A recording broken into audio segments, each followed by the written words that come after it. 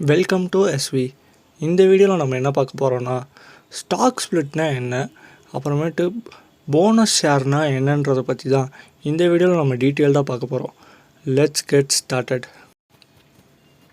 இதில் நம்ம first stock ஸ்ப்ளிட்னா என்னன்றதை பற்றி பார்ப்போம். இந்த இதை நம்ம ஒரு எக்ஸாம்பிளோடு பார்ப்போம். இதை நம்ம இந்த ஏபிசி லிமிடெட்ன்ற கம்பெனியை எக்ஸாம்பிளாக சூஸ் பண்ணியிருக்கோம். இப்போ இந்த ஏபிசி லிமிடெட் அவங்க போர்ட் மீட்டிங்கில் ஸ்டாக் ஸ்ப்ளிட்டு பண்ணலான்னு சொல்லி முடிவு பண்ணியிருக்காங்க. இப்போ இந்த ஸ்டாக் ஸ்ப்ளிட் என்ன ரேஷியோவில் பண்ணுறாங்கன்னு பார்த்தீங்கன்னா 1:2 ரேஷியோவில் பண்ணுறாங்க. இப்போ இந்த 1:2 ரேஷியோனா என்னென்னு பார்த்தீங்கன்னா நம்ம ஒரு ஷேர் வச்சுருந்தோம்னா இந்த ஸ்டாக் ஸ்ப்ளிட்டுக்கு அப்புறமேட்டு இந்த ஷேர் 2ஆக மாறிடும். இப்போ இந்த கம்பெனியோட கரண்ட் மார்க்கெட் ப்ரைஸ் 100 இப்போ இந்த கம்பெனியில் நம்ம ஒரு ஷேர் வச்சுருக்கோன்னு அசியூம் பண்ணிக்குவோம். இப்போ இந்த ஸ்டாக் ஸ்ப்ளிட்டுக்கு அப்புறமேட்டு இந்த ஒரு ஷேரோட விலை 100 இருந்தது நமக்கு 2 ஷேராக மாறிடும். இப்போ அதில் ஒரு ஷேரோட விலை 50 இன்னொரு ஷேரோட விலை 50 சொல்லி மாறிடும்.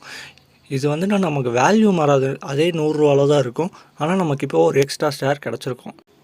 இப்போது கொஞ்சம் மாதத்துக்கு முன்னாடி நெஸ்லே இண்டியான்ற கம்பெனி ஸ்டாக் ஸ்ப்ளிட் பண்ணாங்க. இந்த ஸ்டாக் ஸ்ப்ளிட்டுக்கு ரெக்கார்ட் டேட்டா அவங்க 5th January 2024 அனௌன்ஸ் பண்ணியிருந்தாங்க. இதுக்கு என்ன ரேஷியோவில் இந்த ஸ்டாக் ஸ்ப்ளிட் நடக்கும்னு சொல்லி அனௌன்ஸ் பண்ணியிருந்தாங்க. 1:10 ரேஷியோவில் இந்த ஸ்டாக் ஸ்ப்ளிட் நடக்கும்னு சொல்லியிருந்தாங்க. ஒரு ஷேர் வச்சுருந்தோன்னா அது 10ஆக மாறிடும். இந்த ஸ்டாக் ஸ்ப்ளிட்டுக்கு முன்னாடி 27,150 இருந்த ஸ்டாக், இந்த ஸ்டாக் ஸ்ப்ளிட்டுக்கு அப்புறமேட்டு இந்த ஷேர் ப்ரைஸ் 2,715 மாறிடுச்சு. ஏன்னா இந்த ஷேரை 10ஆக பிரிச்சுருக்காங்க. இந்த கம்பெனியோட ஃபேஸ் வேல்யூ முன்னாடி இந்த ஸ்டாக் ஸ்ப்ளிட் நடக்கிறதுக்கு முன்னாடி 10ஆக இருந்துச்சு. இந்த ஸ்டாக் ஸ்ப்ளிட் நடந்ததுக்கப்புறமேட்டு இந்த கம்பெனியோட ஃபேஸ் வேல்யூ 1ஆக குறைஞ்சிருச்சு. ஏன்னா இந்த ஸ்டாக்கை 10ஆக பிரிச்சுருக்காங்க. ஸோ தட் இதோட ஃபேஸ் வேல்யூ குறைஞ்சிருச்சு. இப்போ எதனால இந்த கம்பெனிஸ்லாம் ஸ்டாக் ஸ்ப்ளிட் பண்ணுறாங்கன்றதை அடுத்து பார்ப்போம். எதனாலன்னு பார்த்தீங்கன்னா அந்த கம்பெனியோட லிக்விடிட்டியை ஜாஸ்தி பண்ணுறதுக்காக இருக்கலாம், அல்லது இந்த கம்பெனியில் புது இன்வெஸ்டர்ஸை அட்ராக்ட் பண்ணி உள்ளே கொண்டு வர்றதுக்காக இருக்கலாம். ஏன்னா அந்த கம்பெனியோட வேல்யூ ரொம்ப ஹையாக இருக்கும்.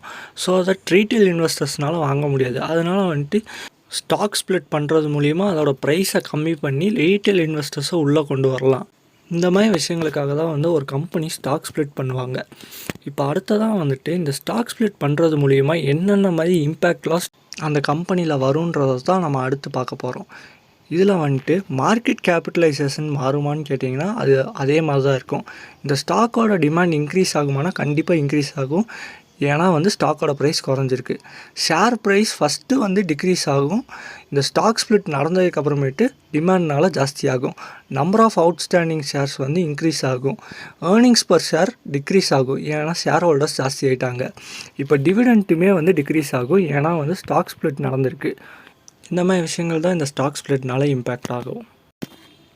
இப்போ அடுத்ததான் நம்ம போனஸ் ஷேர் பற்றி பார்ப்போம். இந்த போனஸ் ஷேருமே சேம் லைக் ஸ்டாக் ஸ்ப்ளிட் தான், ஒரு சில சேஞ்சஸ் மட்டும் இருக்கும். இதை நம்ம எக்ஸாம்பிள் ஏபிசி லிமிட்டடோடய பார்ப்போம். இதோட கரண்ட் மார்க்கெட் ப்ரைஸ் 100 அசியூம் பண்ணிக்குவோம். இப்போது இந்த கம்பெனி போனஸ் ஷேர் இஷ்யூ பண்ணலான்னு சொல்லி முடிவு பண்ணியிருக்காங்க. 1:1 ரேஷியோவில் இஷ்யூ பண்ணிடலான்னு சொல்லி முடிவு பண்ணியிருந்திருக்காங்க. அதாவது ஒரு ஷேர் வச்சுருந்தா இன்னொரு ஷேர் போனஸாக கிடைக்கும். இப்போ நம்ம அசியூம் பண்ணிக்குவோம் இந்த கம்பெனியில் நம்ம ஒரு ஷேர் வச்சுருக்கோன்னு சொல்லிட்டு அந்த ஷேரோட மதிப்பு 100. இப்போ இந்த போனஸ் இஷ்யூ முடிஞ்சதுக்கப்புறமேட்டு நமக்கு இது 2 ஷேராக மாறிடும். ஃபஸ்ட் நம்ம ஒன்று வச்சுருந்தது, அது கூட இப்போ ஒன்று ஆட் ஆகிருந்திருக்கும். இது ரெண்டுத்தோட ப்ரைஸுமே 50 ரூபீஸ்னு மாறி இருந்திருக்கும். இதில் நம்ம வேல்யூ மாறாது, பட் ஆனால் நமக்கு அடிஷ்னலாக ஒரு ஷேர் கிடச்சிருக்கும். இப்போ அடுத்ததாக ஒரு போனஸ் ஷேர் மூலிமா இன்வெஸ்டருக்கு என்னென்ன பயன்லாம் இருக்குதுன்னு சொல்லி பார்ப்போம். இந்த இதில் நமக்கு கிடச்ச போனஸ் ஷேருக்கு நமக்கு டேக்ஸ் பே பண்ண தேவையில்லை. இதுக்கு நமக்கு அடிஷ்னலாக டிவிடெண்ட்டும் கிடைக்கும். இந்த போனஸ் ஷேர் நம்ம வாங்கியிருக்கிறதுக்கு டிவிடெண்ட்டும் கிடைக்கும். இது ஒரு இன்வெஸ்டருக்கு ரொம்ப நல்ல பெரிய கான்ஃபிடென்ஸ் தரும்.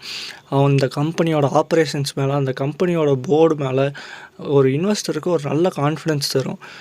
இப்போ இந்த போனஸ் ஷேர் தரதோட பெனிஃபிட்டை நம்ம இப்போதைக்கு பெருசாக பார்க்க முடியாது. ஆனால் ஒரு லாங் ரனில் இதோட பெனிஃபிட்டுன்னு பார்த்திங்கன்னா அது ரொம்ப பெருசாக இருக்கும். அதை நம்ம ஒரு எக்ஸாம்பிளோட நல்லா டீட்டெயில்டாக பார்ப்போம். 2010 நம்மக்கிட்ட ஒரு 1 lakh இருக்குதுன்னு சொல்லி நம்ம அசியூம் பண்ணிக்குவோம். இந்த 1 lakh நம்ம ஐடிசியில் நம்ம இன்வெஸ்ட் பண்ணியிருந்தோன்னா அன்றைக்கோட ஷேர் ப்ரைஸ் ஐடிசியோடது 100 இருந்துச்சு. அன்றைக்கி நம்ம அந்த 1 lakh யூஸ் பண்ணி நம்ம 1000 ஷேர் வாங்கியிருந்திருக்க முடியும். இந்த 1000 ஷேரை வந்துட்டு 2010 வந்து ஒரு 1:1 போனஸ் கொடுத்தாங்க.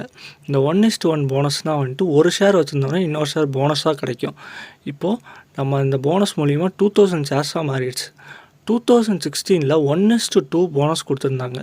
அதாவது நம்ம வந்து 2 ஷேர் வச்சுருந்தோம்னா நமக்கு ஒரு ஷேர் போனஸாக கிடைக்கும். இது மூலிமா நமக்கு 3000 ஷேர்ஸாக இப்போ மாறிடுச்சு. இப்போது கரண்ட் மார்க்கெட் ப்ரைஸ் வந்து அதாவது இன்றைக்கோட ப்ரைஸ் வந்துட்டு 425 ரூபாயாக இருக்குது. நம்மக்கிட்ட 3000 ஷேர்ஸ் இருக்குது இன்ட்டு 425 இன்றைக்கோட கரண்ட் மார்க்கெட் ப்ரைஸ் கூட. அப்படி போட்டோன்னா வந்துட்டு 12,75,000 நம்மக்கிட்ட இருக்கும். நம்ம 2010 வந்து வெறும் 1 lakh தான் இன்வெஸ்ட் பண்ணியிருந்தோம். இப்போது அது இவ்வளோவா மாறி இருக்குது. அடுத்ததாக நம்ம என்ன பார்க்குறோன்னா வந்துட்டு ஸ்டாக் ஸ்ப்ளிட்டுக்கும் போனஸ் ஷேருக்கும் உள்ள டிஃப்ரென்ஸை தான் பார்க்குறோம். இதில் ஃபஸ்ட்டாக நம்ம போனஸ் ஷேர் எடுத்துக்குவோம். இதில் நம்ம அந்த ஏபிசி லிமிட்டடை ஒரு எக்ஸாம்பிளாக எடுத்துக்குவோம். இந்த கம்பெனி ஃபேஸ் வேல்யூவாக 1 rupeesன்னு இருக்குது. இந்த கம்பெனியோட மார்க்கெட் ப்ரைஸ் வந்துட்டு கரண்ட் மார்க்கெட் ப்ரைஸ் வந்து 400 இருக்குது. இந்த கம்பெனி 1:1 போனஸ் அனௌன்ஸ் பண்ணுறாங்கன்னா வந்துட்டு நம்மக்கிட்ட ஒரு ஷேர் இருந்துச்சுன்னா நமக்கு அடிஷ்னலாக ஒரு ஷேர் கிடைக்கும். அந்த டைமில் அதோடய ஃபேஸ் வேல்யூ அதே சேம் 1 தான் இருக்கும். ஆனால் ஸ்டாக்ஸோட ப்ரைஸ் மட்டும் 200 மாறி இருந்திருக்கும். இப்போ இதே தான் வந்து நம்ம ஸ்டாக் ஸ்ப்ளிட்டுக்கும் பார்ப்போம். ஸ்டாக் ஸ்ப்ளிட்லேயே அதே கம்பெனியை நம்ம எடுத்துக்குவோம். இப்போ இந்த கம்பெனி ஃபேஸ் வேல்யூவாக வந்துட்டு 1 இருக்குது.